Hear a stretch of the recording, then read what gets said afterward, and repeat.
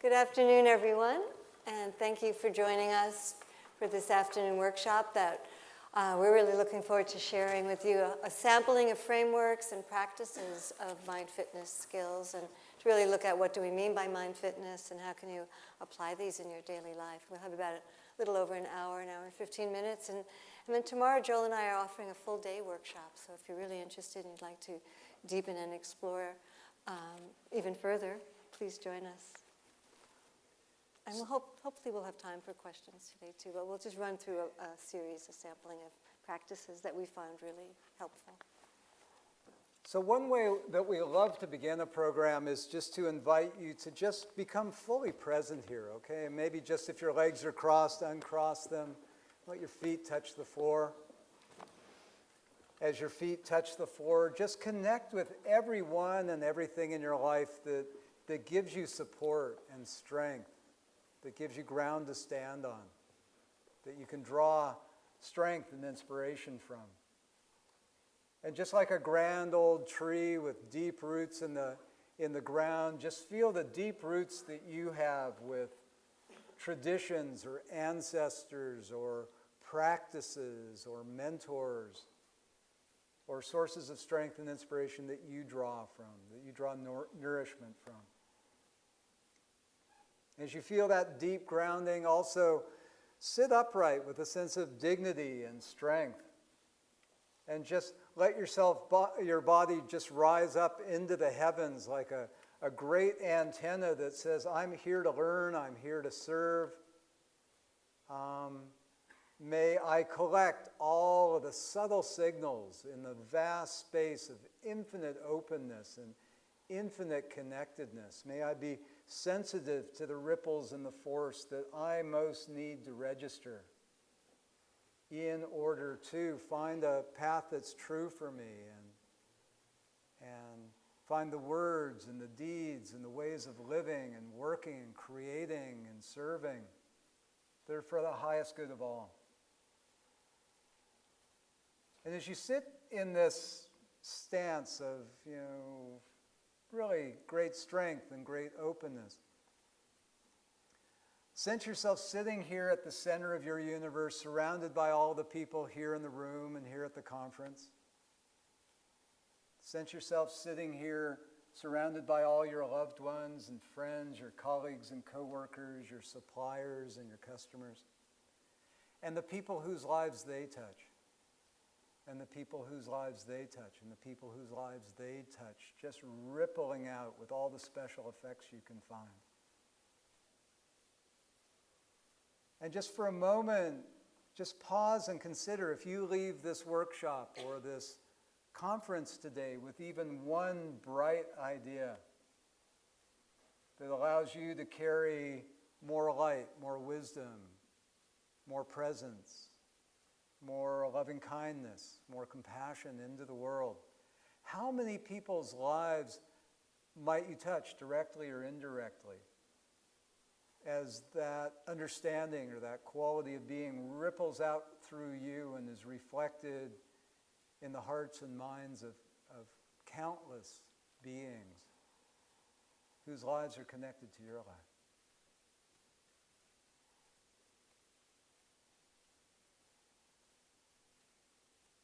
So through this calibration, through this alignment, through this attunement, as you sit here connected to vast and infinite sources of relatedness, in a frame of infinite consequentiality, just clarify your own intention for being here, your own deepest questions, your aspirations, the wishes, the prayers, the desires, the needs that drive you.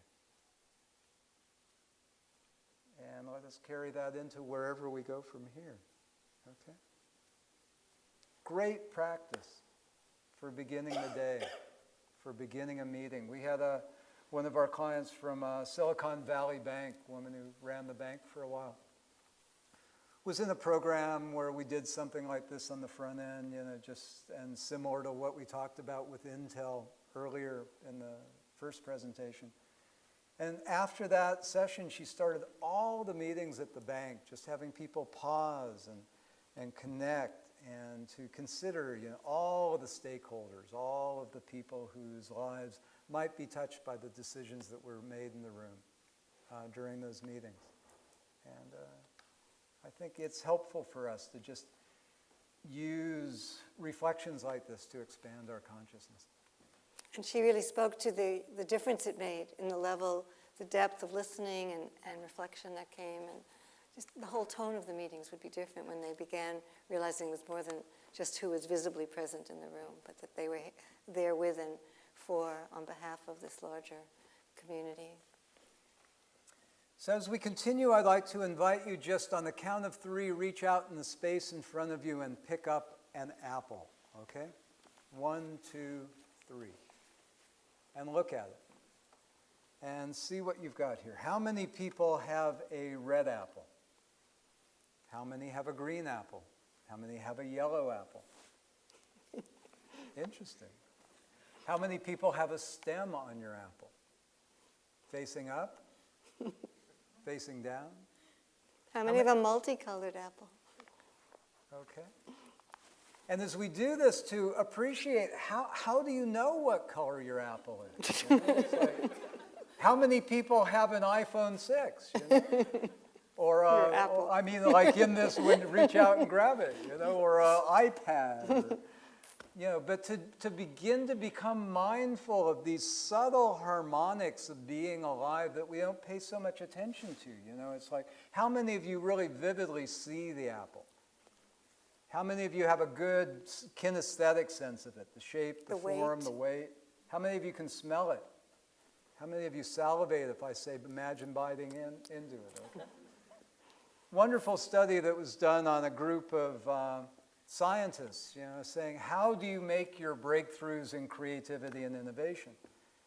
It was fascinating. Some percentage of them would come to their breakthrough ideas through mathematical equations that would arise in their mind. Some would come to their breakthroughs through kinesthetic feelings, patterns of energy or movement or sensation in the body. Some would visually see images or meaningful kinds of imagery that would arise in the mind. Others had objectless knowing, like clear knowing. So this whole notion of mindfulness that we hear about is essentially waking up to all the harmonics and the wavicles of the ways that you know and that you experience, and being awake and sensitive to how life presents itself to you. As we launch into this afternoon, we'd just like to share a little bit of conceptual framework and then focus mostly on experiential learning, okay? But remember the apple, and just, please, as we proceed, assume some responsibility for being a co-producer of whatever comes next, okay? Because we'll say whatever we say, and you're going to have whatever apple you create, okay? So just be mindful of what's happening on the outside, really tuned in and listening, but also be really mindful at the same time of what's happening on the inside, the images that come to mind, the emotions that arise, the sensations within your body. So this term of mindfulness that's becoming so trendy and so in, we really want to present this as an operating system, not an app. It's not just about a technique, but it's really about a way of life. It's a way of accessing and being available to greater wisdom. It's not stripped, it's not a technique that's taken out of its deep core of ethical foundation and deeper the way that we relate to each other and to our world. It's not only about a quality of attention, but it's really a whole way of living and being with each other and working in the world. And in a sense, if you were talking about mind fitness here, there's 2 primary dimensions to the mind, okay? One is the dimension of the mind where the contents are ever changing. Sounds come and go, thoughts come and go, emotions arise, sensations come and flow through the body. Experiences happen and then subside. Things have a beginning and an end. That's one dimension of the mind. And most of our experience and our psychology is really focused on managing that flow of energy and information. But there's another dimension of the mind which is open and clear and vast and boundless like the sky. It's the space in which clouds come and go, in which storms come and go. It's knowing, it's clear, it's boundless, it's objectless, and therefore it doesn't get a lot of mark-on. It doesn't get a lot of conversation because you can't describe it other than awake, aware, of being aware. mindful.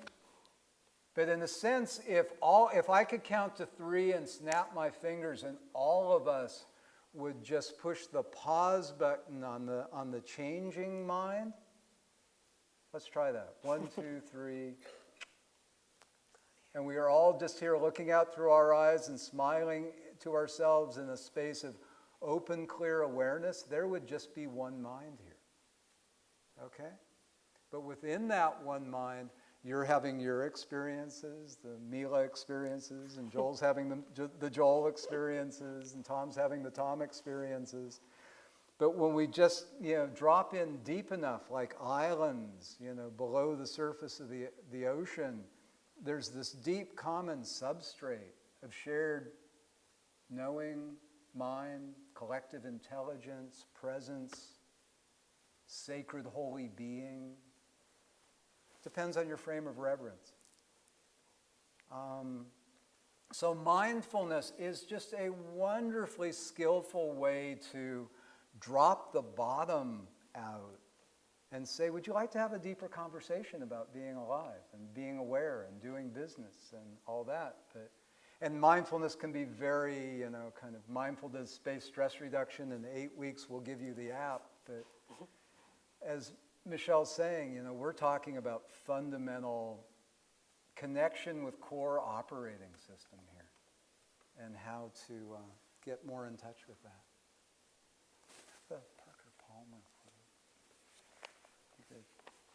It's this great quote from Parker Palmer, who's a great teacher, very wise man. He says, "A leader is a person who has an unusual degree of power to project on other people his or her shadow or his or her light.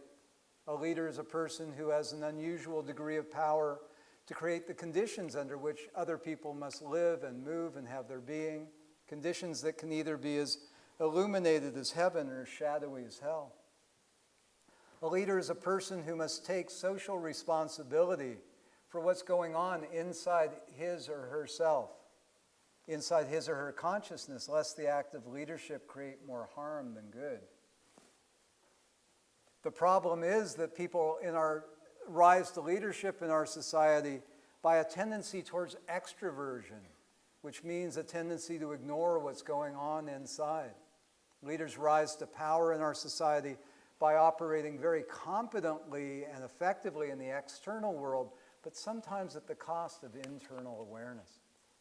I've looked at some training programs for leaders, and I'm discouraged how often they focus on the development of the skills to manipulate the external world rather than the skills necessary to go inward, to make the inner journey. And just a word of warning as we embark into this. Or at least caution. Okay. It takes courage to do this work. It takes courage to wake up. It takes courage to sit in the fire of your own cognitive dissonance. When we were asked after a report was released saying that more than twice as many men and women died of suicide when they came back from war than died in combat, which gave rise to us being invited in to try and help them find an alternative to that. Many of the men were scared to death of sitting quietly with their own minds and looking inside. And so this notion that mindfulness is not for the faint-hearted. If you want to build a mindful organization, you will have an uncomfortable organization because you'll get to wrestle with all the ethical questions and dilemmas and work the stuff that otherwise might be mindlessly ignored. Lao Tzu said, "A person with outer courage dares to die, and a person with inner courage dares to live. So we, really we're expanding the spectrum of what does that mean to have both the inner and the outer courage that's required at times of crises. So you could say, most people don't operate their minds well because they don't know what it is or how it works, and it's a little hard to catch hold of. But some of our best teachers in this work have been engineers, deeply spiritual engineers, who are fascinated by the nature of consciousness. And what we've found over the years is that when a techie or an engineer gets interested in recombinant psychology and working with the mind, and they start to realize the same kind of rigor and attention that's gone into trying to make things work better on the outside can be applied to re-choreographing and calibrating themselves for optimal performance or deeper wisdom or greater capacity, they really pick it up quick because it makes sense. And I think that's really quite exciting. As William James, the father of modern psychology, once said, the greatest thing in all education is to make the nervous system our ally instead of our enemy. And I think, just to feel some great sense of tenderness for yourself, for the gift that your parents and your ancestors gave you, that you have a multi-layered nervous system capable of being awake that you're awake, to be able to smile and go, how cool is that? And just, I'm awake, and look at this weird cartoon show passing through my mind, and not have to identify with that. So working with the mind, this is a great model of, what we're talking about in terms of mind fitness that comes from the U.S. Military Academy, West Point. And it's a good, robust model. Cognitive foundations of beliefs and values, driving the goals that we set and the intentions we hold, learning how to master attention through mindfulness and concentration, learning how to manage stress and self-regulate, working with visualization and creative imagination. One of our Navajo teachers, actually I'll ask a question. How many of you think you have a very creative mind? And how many people maybe not so much, not so good? How many of you know how to worry really well? Okay, you are creative, okay? You are super creative. Good visualization. Yeah, and as one of our Navajo teachers, David Chetlahay Paladin, used to say, worrying is just praying backwards. Worrying is just praying backwards, so imagine what you could do with all that creative energy, if you were invested in non-toxic assets and use it to build your health and your strength and your vitality rather than just decimate yourself. So a good model. Another model, from University of Wisconsin Medical School. We use this a lot when we work in medicine. Say, let us break this down for you. It doesn't have to be complicated. Many times throughout the day, pause, get present, and proceed. Pause, wake up, get present, feel your hands touching your sides, take a mindful breath, see the thoughts going through your mind, hear the sounds around you, pause, get present, get traction with reality, and then proceed. And if you do that many times a day, you will be less anxious, less stressed, less depressed, more creative, more productive, less likely to burn out. Good return on the investment.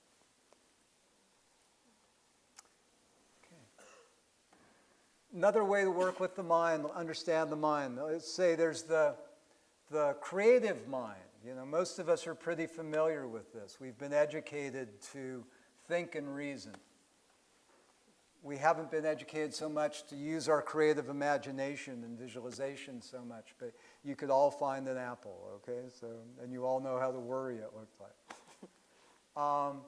And then there's intention. Michelle invited us to consider the importance of intention earlier. These are all yang, generative qualities of mind.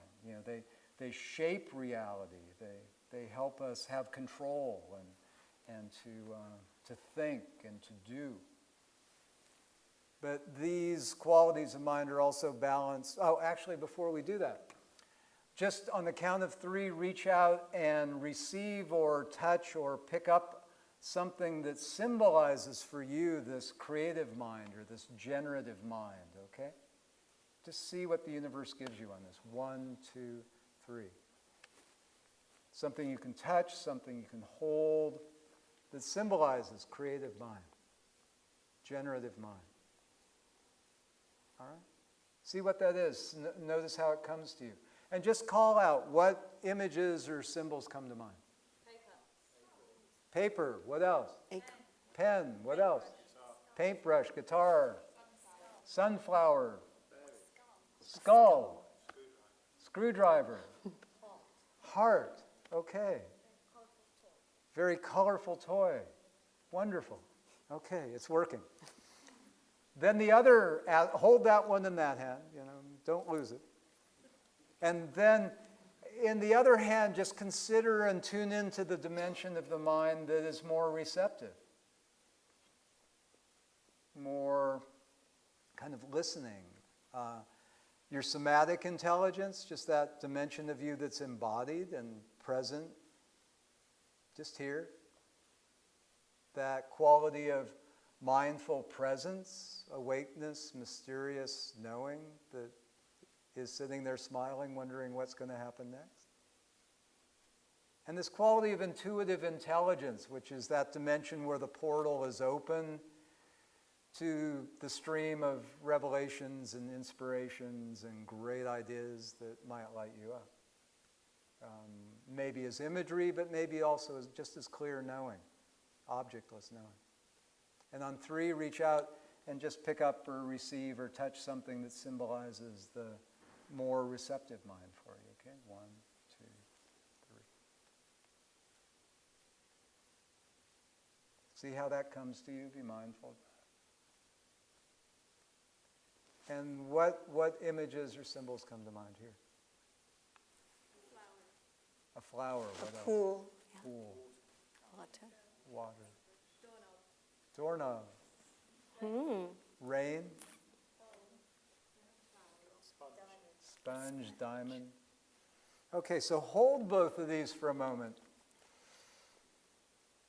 And again, in a sense of kind of aligning, attuning, calibrating, just see if you can find a balance of these 2 realities or dimensions of your being, these 2 qualities of creative intelligence that are so vital to the wholeness of your being. And just see if maybe there's a gesture that brings them really into ideal balance in some kind of way, that, like you're tuning an antenna. Just see what that is. This generative and receptive aspect of the mind. And just breathe and just kind of see what it's like to come into that kind of balance of receptive and generative at the same time.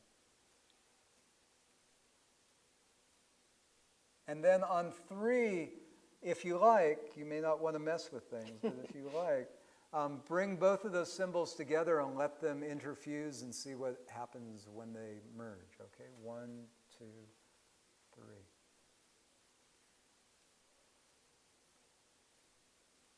And just notice what happens as you do that. Just an image, a symbol, a feeling, a word, just.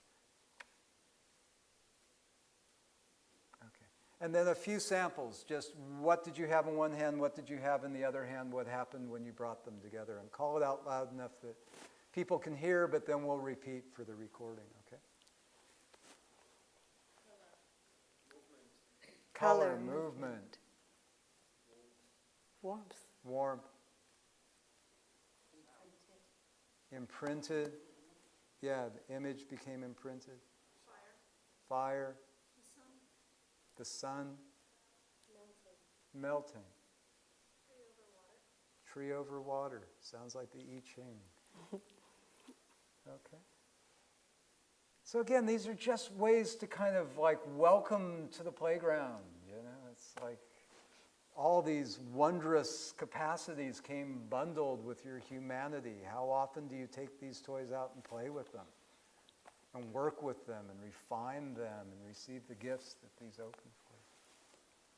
So it's really in putting together this quiet, receptive mind and this more active one, the more prayerful, intentional, like a scientist looking for a solution to some situation or some problem, holding that intention in a very bright, clear way, and listening, really receptive, saying, help me, teach me, what might be clues to a solution here, bringing that yang and that yin together, that active and that receptive together. This really is the heart and core of our creative intelligence. So as we bring this work into organizations, this is kind of a macro model for it. This is one way to understand it. There's the moral and ethical foundations of this work. And a lot of contemporary mindfulness teachings, that's not real explicit anymore, which is sad because in the classic traditions it's vibrant and foundational. So as we introduce this in organizations, we talk about, well, if you've got toxic relationships, you'll probably have a lot of mind-body distress, right? And there won't be a great deal of health and vitality in your people. Therefore, if you want to improve the wellness of people, you've got to have people being weller together, kinder together, more supportive, communicating better, nonviolent communication, cooperation. So if we can build quality relationships, more likely we'll get mind-body harmony. If we can let go of the stress and build more wellness, then from that mind-body harmony, then we can begin to learn how to work with the mind, develop more concentration, samadhi, focus. Take that wandering mind and make it more coherent and flowing. As the mind becomes more coherent, more peace and more power, then mindfulness just naturally arises. We're awake, and then we learn how to sustain that wakefulness and to pay attention and to listen in deeper ways. That gives us more insight, more intuition that grows our wisdom. And then that wisdom expresses as innovation, efficiency, compassion, effectiveness, creativity, that improves the quality of relationships. And I know some of you have meditation and yoga practices. This is how it would map into that. And the quadrant from 1 to 3 there. It's all the practices for harmonizing and balancing energy, mastering stress, easing strain. From 3 o'clock to 6 o'clock, mind-body harmony to mindful attention. These are all the practices for building focus, concentration, samadhi, coherence in the mind. From 6 o'clock to 9 o'clock, this is where you really work with mindfulness and deep inquiry and deep looking into the nature of things, giving rise to wisdom. And from 9 o'clock to 12 o'clock there, these are all the practices for really building creativity and loving kindness and compassion and ethics and integrity and really bringing those online. So you can see the inner and the outer work seamlessly mapped together. There's lots of technology available. And there's lots of evidence-based research to affirm the efficacy of the technology. So, a map of the territory. Okay. Maybe take it into the focus. Okay. So holding the intention that you've set earlier, or recalibrating, regenerating, whatever your intention might be for this session, let's just begin to do some practice for first building focus and concentration, which really lays the foundation for being able to develop a deeper wisdom and insight, just to kind of begin to let the mind settle and calm so that there isn't as much turbulence and wandering. And it's a more powerful mind when we're focused and concentrated. There's greater peace as well as greater power. And one pretty universal way of connecting with these types of techniques for focusing, and it's a kind of a balanced focus. It's not a tight or rigid focus, but there's a sense of flow and movement within the focus. Is to begin as you're sitting here comfortably, sitting straight, taking your seat, to just notice the natural flow of your breath in this moment. Just find your breath wherever you notice it most strongly. Perhaps in your abdomen, belly, your chest. Just the movement of rising with the inhalation. Just letting go, the falling, the release with the exhalation. Or perhaps for you, you notice the breath coming in and out through the nostrils. More predominantly, just however it is for you, just find that gateway of the breath. And no need to change or breathe in any special way, just simply witnessing, following, and flowing with this natural movement. So that as a breath comes in, you know you're breathing in. Breathing out, you know you're breathing out. Just establishing this home base of mindful breathing, mindful awareness of the breath. And in a moment, just to recruit more neurons, to build even greater coherence and congruence within the nervous system. As you experience the sensation of the breath coming in, the inhalation, just allow one hand or both hands to just rise, to float up with the in-breath, and to just synchronize with the breath, to just flow down with the exhalation. So we're bringing the body in a even more visible and tangible way, with the more subtle sensation of the breath. Letting the hands follow the breath. Breath is leading. You can even just use one finger more subtly if you like. And now we're going to integrate the speech center as well as the mind, the awareness, and the body. So that as you breathe in, or your hands rise, say to yourself silently, here. And as the breath goes out, the hands lower, now. So just a simple word, here on the in-breath, now on the out-breath. Just as a way to collect all the energy of your body, speech, and mind. Focusing it in this very present moment of each breath. Here, now. You may notice that some breaths are longer, some are more shallow, swifter. The movement of the hands can just help you connect with that change, moment-to-moment change that's always happening. Here, now. You could use another phrase like arriving on the in-breath, home to yourself, home to your true being on the out-breath, just coming home to this present moment. Arriving, home. You can create a phrase for yourself that you like. Just keep it simple.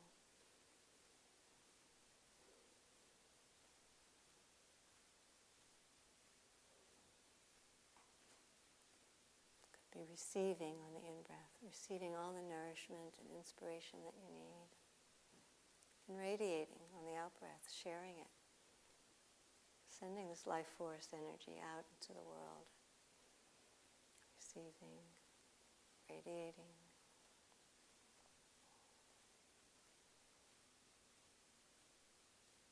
Here, now. And then And just pausing for a moment to check in with yourself and just run a little discerning check-in. Just what were the fruits of these experiments, the gifts? How does it feel to be alive in this moment? Just having collected your mind and body and harnessed the power of the mind that likes to talk to itself. Just bringing it here into the moment along with the awareness and the movement of the body and the breath.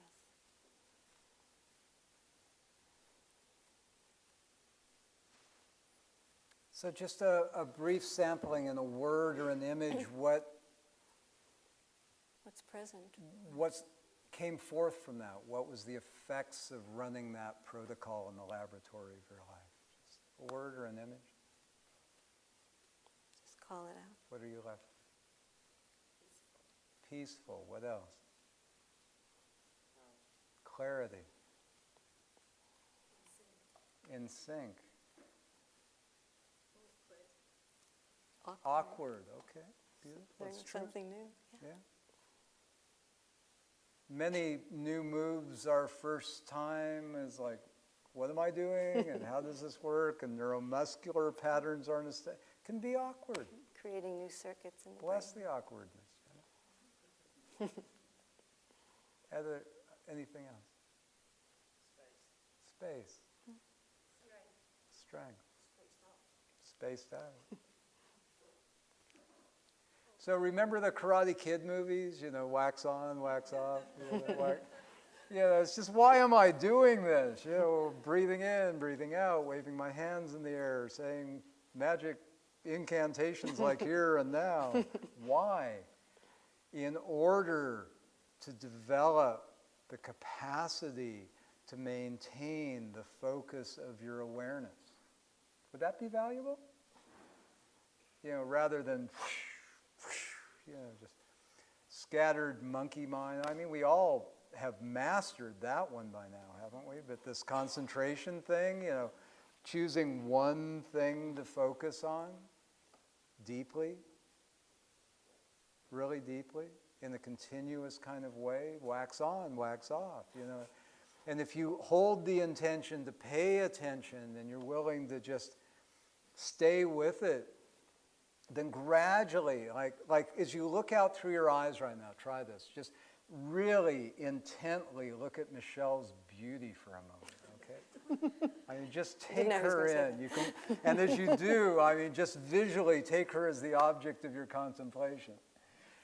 And hold that intention and imagine that all those neurons that allow you to visually focus or to appreciate beauty or whatever it is, as you hold the intention to pay attention in that kind of way, all of those neural pathways get activated and strengthened.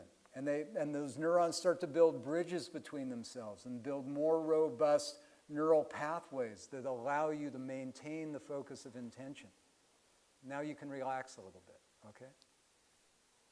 So that with many of these practices, they're like mind sprints, where for 30 seconds or a few minutes you hold your intention on the magic mantra here and now, or focus and flow, or just breathing in with awareness, breathing out for awareness. You hold that for some period of time. And as you do, you rewire the brain to be able to do that easier. It's like these mind programs, as you run them, the more you run them in a quality way, the easier the programs run. So that there's this neural suppleness and connectivity that grows as you take tasks like, I'm going to walk from the parking garage to my office in a mindful way. I'm going to have this conversation that I'm about to begin. I'm really going to show up for it. I'm going to eat this bowl of ice cream and savor it with full intention and attention. You know, just little activities that have a beginning and an end that you challenge yourself to show up for. And here's a real key.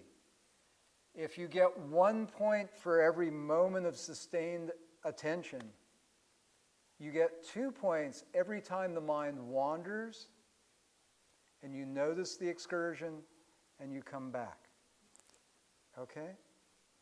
Every time you notice that the mind wanders, you notice the excursion and you come back, you get double points. Okay?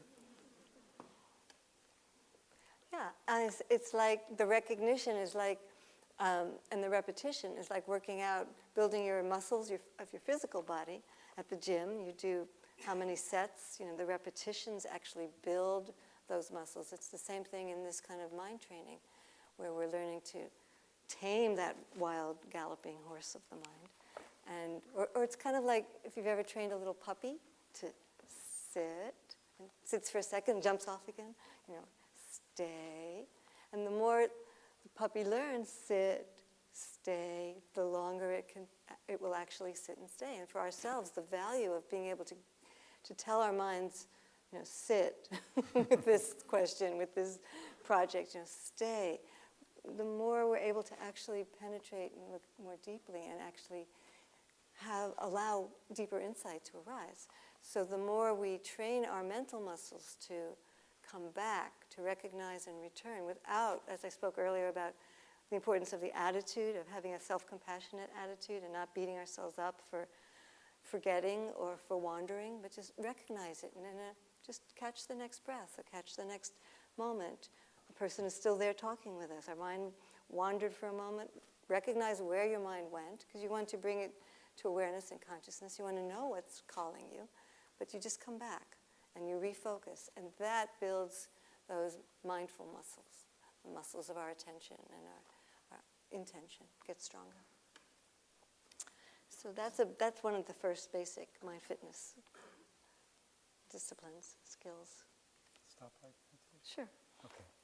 Here's a great technique. We learned this initially from one of our Tibetan teachers. And first time he came to Seattle, he was meeting with a group of us, and he said, "So how many of you have a daily meditation practice?" And many people raised their hands and felt quite proud of themselves. And, how many of you sit for an hour every day? And a number of people, I sit for an hour a day. And then he kind of leaned over and said, "So how many of you who sit for an hour a day, if you're honest with yourself, your mind's just wandering for 59 and a half minutes, and you're just doing kind of sleepy dog meditation, just total crap, kind of good intention, but not much discipline." And people started to squirm. I said, "Maybe it's better if you just meditate for 30 seconds at a time." With good quality. Really, yeah. When we teach this in corporate circles, we call it TQM, total quality meditation, or stoplight meditation. But it's great because it really shows you how to do these mind sprints. So I'll describe how this works, and we'll do a few reps together, okay? So I'll use the bells. In practice, you probably won't be using the bells, but the bells are so cool, it's fun to show you. When the bells ring, I'd invite you to just softly just make the sound, like you've been working hard and then you sit down, about to drink a pint, and just, there's that just sweet space of relaxation and letting go and openness with awareness. And you want this to be like dropping a stone in the pool of awareness so that your awareness just opens. And as you do that, then the breaths will come and go. Sounds will come and go. Thoughts and mental images will come and go. No bother. There's no distractions here. You're just abiding in this openness, in this clear, open awareness. And we're going to hold that for about 20 seconds. And I'll snap my fingers and it's done. Hold in the sense that you're not holding your breath. The breaths will come and go.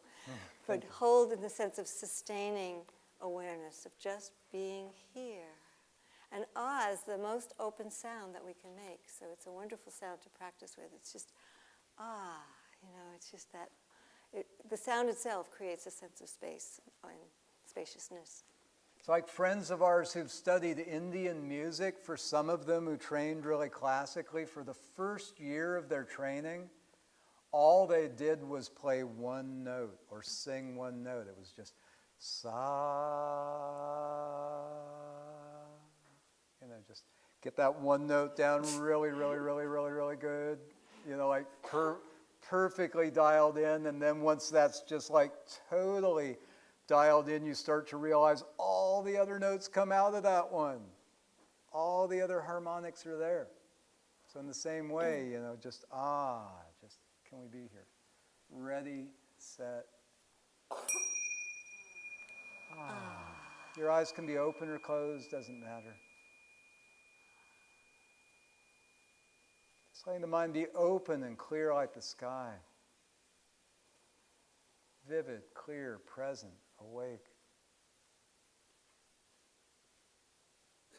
Welcoming whatever arises and passes in this clear space of knowing.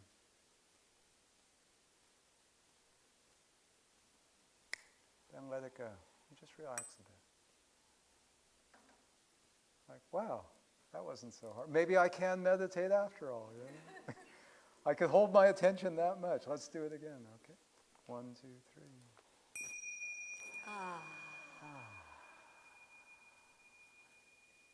If you can, bring kind of like a little smile in the background, just like a sense of delight, curiosity, openness, non-judgment, just to brighten this space of awareness.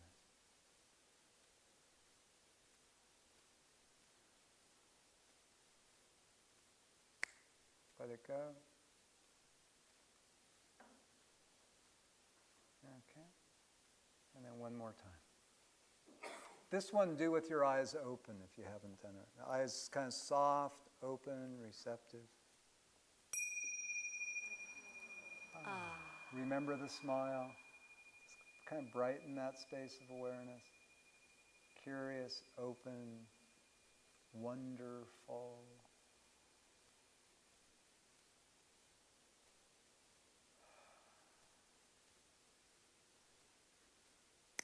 And let it go. Okay.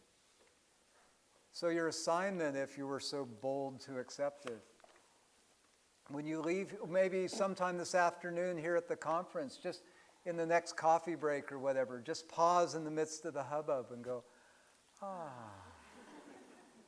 and just feel the buzz. Be the space in which the buzz is happening. If you leave here, pause on a busy street corner.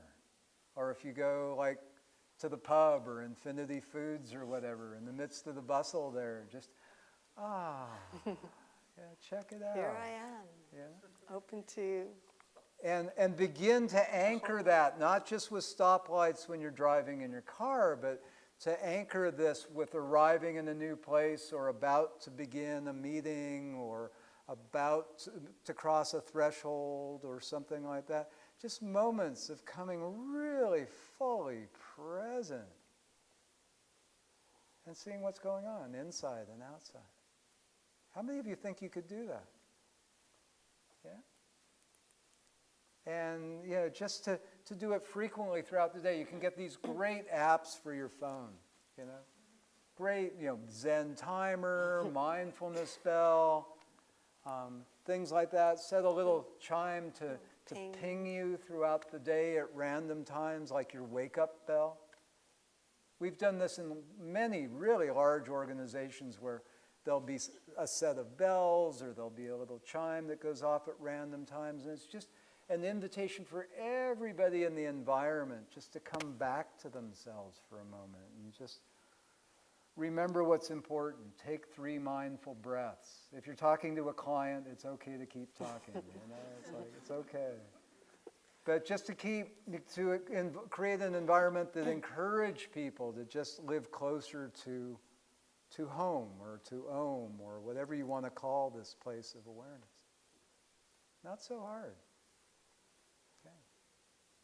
Close friends? Yeah. I'll start. Okay. So, we'd like to share a way that we teach mindfulness sometimes. This actually is a favorite kind of navigation tool at Google. It's sort of like mindfulness across 4 dimensions in 7 steps, okay? Just very... For the engineers. So, it's beautiful because it's a practice of not doing what you're doing already, but doing it in an intentional and extraordinary kind of way. So step one, how about I'll ring bells as we cross each threshold, and with each bell you can just do a little okay, just to mark the transition. With the first bell, wake up to your surroundings, eyes open, the lights, the space, the colors, perhaps the temperature of the air. Just be mindful of the field of your senses. As well as awareness of the people around you, just your environment. Where are you in this moment? Just really show up. Super here, I think she called it. Okay. Okay. And with the bell, then drop in a little deeper. And bring your awareness just to focus in your body. Feel your body sitting on the chair, just places of contact where your bottom touches the seat, your feet on the floor, your hands touching each other or your lap. Just allow yourself to really drop into what it's like to be in your body in this moment. Sensations, vibrations moving through after lunch. What's it like? And again, within the body, you might, as you do this scan, kind of scanning, running your internal radar through the body, just to notice and appreciate this miraculous flow of the breath, sustaining your life, just keeping on going day and night. And the heartbeat in a similar way. Can you feel your pulse? Can you feel the pump and the rest, this rhythm that's with you your whole life? Unlike any other muscle or organ, it's continually working. It's got this built-in rhythm and balance of rest, of work and rest, of pumping out and receding back. So just kind of move the awareness through your body and appreciate the gifts that your body brings you, whatever is speaking to you in this moment.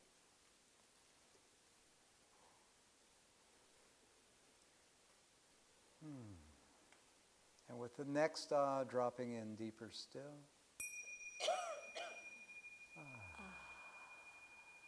And opening the field of your mindful awareness to welcome the movements of thoughts and mental images.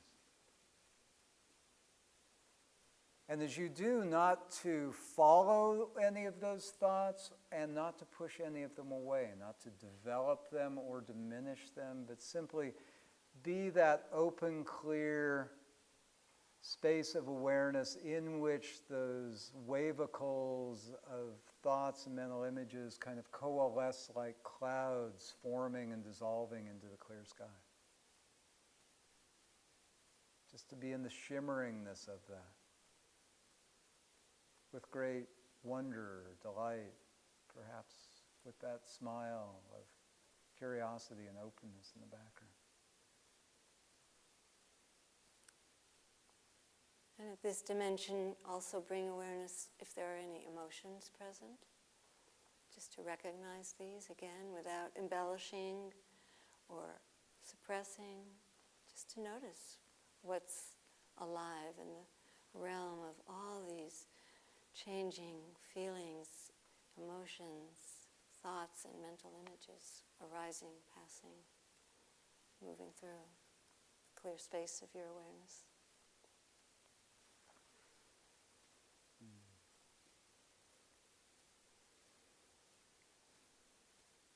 Continuing our guided tour of the many dimensions of our being, going deeper still.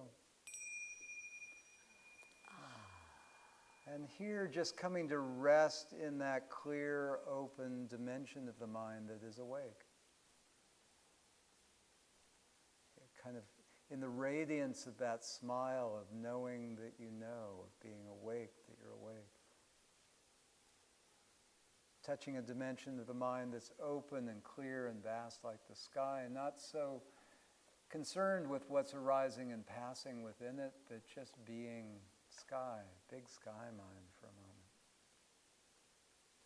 Awake, open, clear, still, infinite.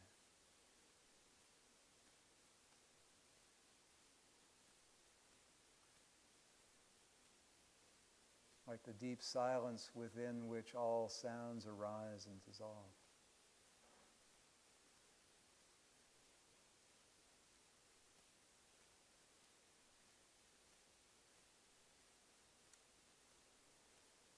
And then adding back into this clear awareness. Welcoming the movements of the mind again. Sensing both this clear, open dimension of mindful, clear presence and the movements of the mind. The shimmerings of the mind.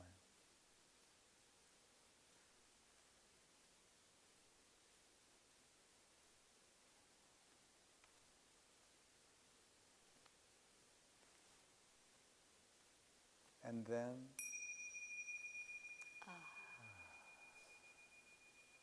bringing your awareness again into the body as a primary focus, still aware of everything else, but they're more in the background, and you're really shining the light, like if you had a flashlight of awareness, just shining that back into the physical sensations, places of contact, warmth, pressure, breath. the movement and flow, heartbeat, breathing, other sensations moving in your body.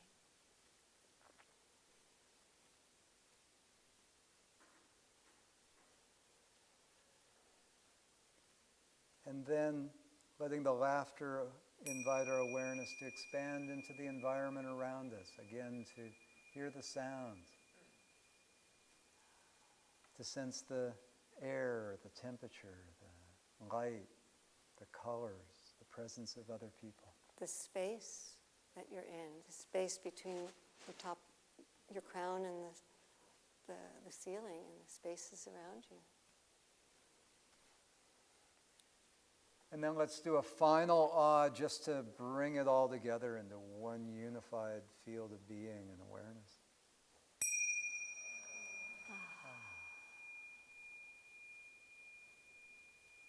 Okay.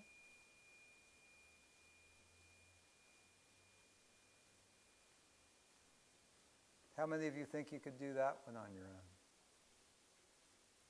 Outer awareness into the body, the movements of the mind, clear awareness, take it back out. Simple practices, but very profound. And this is nice because it can telescope. If you have 30 seconds or a minute, you can go just do an inventory, a quick systems check. If you have 10 minutes or a half hour, an hour, and you can just change dimensions whenever you just kind of, it's just not interesting anymore, you can move on to the next one if you like. Or refine your awareness and your attention. It's Gets more interesting. But actually, any one of those dimensions could be a complete mindfulness practice or session on its own. So you could choose to just spend one session just with the body, or the space around you just listening to sounds going on, or any of these dimensions. Sometimes it's really nice to just weave it all together and just, to integrate all the facets of your experience in the present moment. So It's just one thing, because especially some of us tend to focus more naturally, or we have more of a home base in one of those dimensions, where maybe we're more aware of our body, but not our feelings, or more our thoughts, but not what's going on around us. So to be aware of all of these levels and to spend some time checking in can help you to expand the repertoire of your mindful awareness, the scope, the spectrum of presence that you can bring in any given moment. So one other way to kind of frame and understand these practices of mindfulness, and keep in mind there are dozens, if not hundreds, of different streams and styles of mindfulness practice, but this is a pretty universal framework, is the acronym RAIN, which I think is quite appropriate for Brighton and Seattle. that we're talking about recognition, acceptance, investigation, non-identification.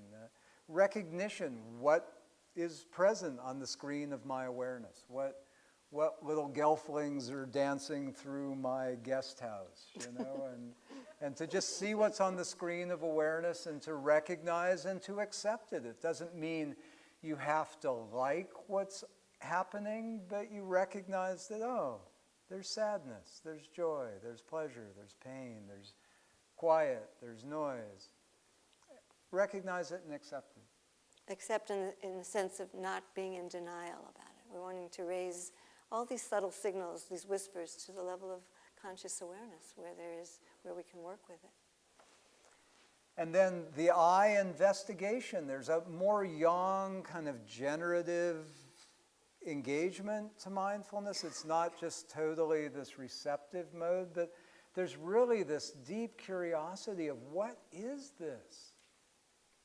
What is this? And looking deeply, any of us that are consultants or physicians or scientists or software engineers, know this quality of what's going on here? How do I debug this? Looking deeply into the complexity, trying to comprehend. Not necessarily, it could be analytical, but it could also be just a deep, intuitive listening. What's really going on here? And then this quality of non-identification is really to realize we're not defined by the experience. If there's anger or sadness or frustration or what have you, there's that experience. That's not me. I'm more than this experience. We're more than any of those experiences, so we don't get identified with them or too attached in that way. Let's pop a few questions. Just as you sit there, what curiosities do you have, if you'd be so bold to share? Call it out. Yes? I'm just starting to get into mindfulness meditation. There's a lot of information out there about it. And I understand we need to clear the mind and clear your thoughts.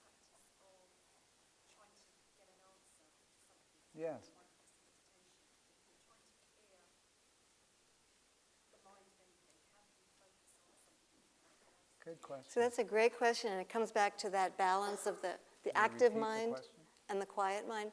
If we're trying, there's a big focus, she asked, observing in her mindfulness practice and training on clearing the mind, on quieting the mind, pressing the clear button, so to speak. And there are times when we have big questions that we'd really like to access a deeper insight around. And how do those two work together? That the clearing of the mind of extraneous thoughts and holding, contemplating a theme or a question. And actually they work really well together. And that's where, like, when we speak of mind fitness, it's more than mindfulness. Mindfulness tends to be that simply the awareness and the presence and that receptive quality of mind. But there's also reflective meditations, and there's that active aspect of the active mind where you can pose a question or theme that you want to understand more deeply.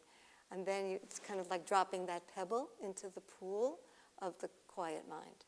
And it's more likely, if you've spent some time being with the breath or any of these practices that we've touched and explored a little bit that just bring greater calm, create more space in the mind, then when you drop that question in and you sit with it and you're not trying too hard in a tense way, you're not struggling with the question, you're simply asking that question. And you're listening for intuitive images or thoughts that might come up, feelings, all those different kind of ways of knowing that we have. It's more likely you'll be able to catch that whisper of some inspiration or an image or a symbol or many ways that our deeper mind speaks to ourselves, to our more superficial mind, but ways that we can be present for it. But if the mind's very busy or too tense, it's more likely the circuits will be too jammed and we'll miss that valuable insight or that inspiration. So in a sense, it's great to do some mindfulness practice, then sit and hold just pose that question that you're working with. You can even have a journal or draw or see how the mind, the deeper, creative, symbolic, intuitive mind presents a response to. Or just live with that question. Watch your dreams at night. Look, just ask to be shown clues. So do the mindfulness first, and then ask the question.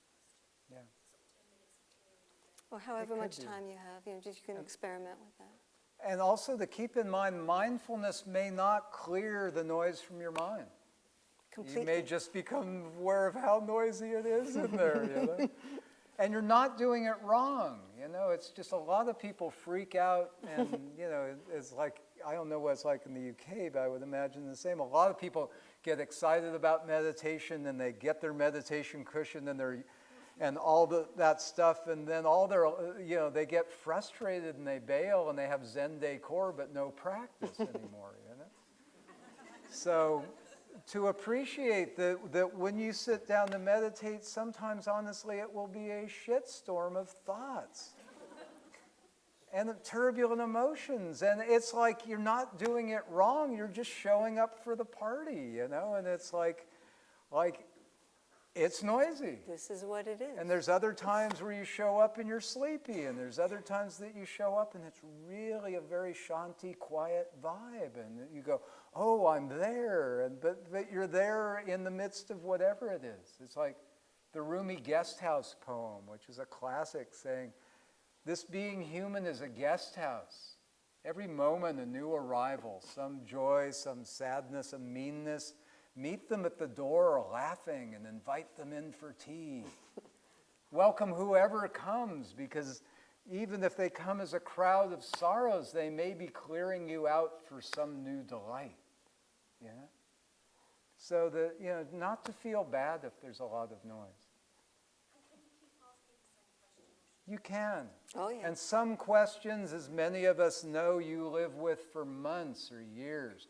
Just to have the practice of being mindful of what are the potent questions that journey with you through your life is a powerful practice.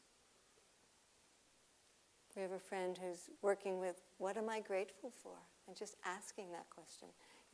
Cultivating this attitude of gratitude, which is an incredibly powerful attitude to enrich and deepen our lives and our relationships, but to go beyond the superficial, to really come into the deep feeling of gratitude and letting it kind of flow back to the source of that gift, to really live with, so what am I grateful for in my life at this time, in this day? And that's the same question, but it keeps revealing deeper and deeper layers and learnings. Yeah. Cool. Okay. Oh, that we had more time. We do, tomorrow. We've got a whole day seminar tomorrow. We'll build on this, and we can come back again if there's ever any interest. As you see, we're rather keen on this work. So.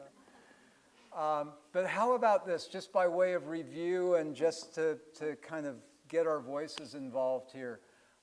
Sort of human mic style, like in the Occupy movement, just in a word or an image, just anybody say something that was meaningful for you, that you want to remember from this session, and everybody who can hear what they say, repeat that. So as a way of anchoring our collective mindfulness and perhaps a review, someone will remember something that you didn't remember, but yeah, a highlight, something you'd like to remember from and take with you, take away.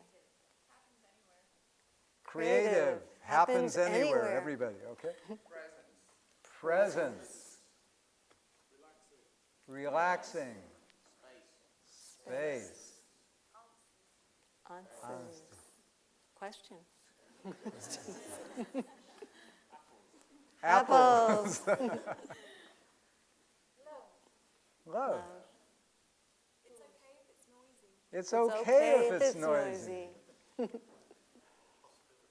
Possibilities. Appreciation. Patience. Connection. Infinite. Challenge.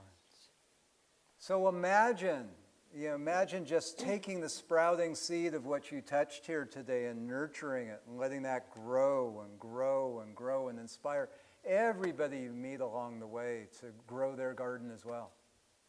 How magnificent your life can become. And imagine developing teams and organizations that have a valuing of, an understanding of, a dedication to this work in order to build organizations and communities that thrive and have the capacity to bring through the wisdom and the good work that the world needs.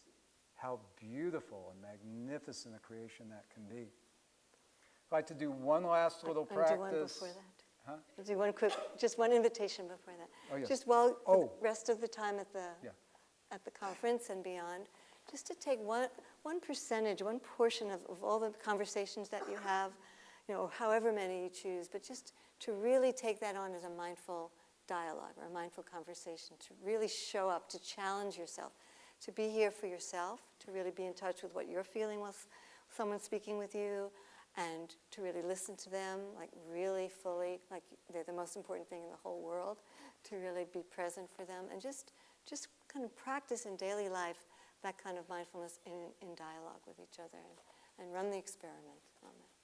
Okay. So as we're wrapping up, if you're interested in the workshop tomorrow, talk to us or Tom or Louise. I have given Tom some email lists. We'll put those up on the stage here. We send out an email thought for the day or a meditation or a quote, usually 5 days a week. If you'd like to be on that list, it's a really nice way to stay in touch with us.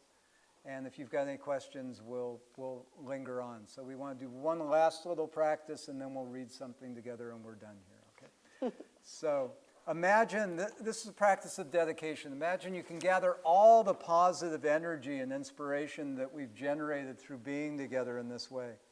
Gather that into you like waves of light or energy or strength. And then imagine that you can let that energy or that light flow forward in the stream of your awakening being to light your way forevermore.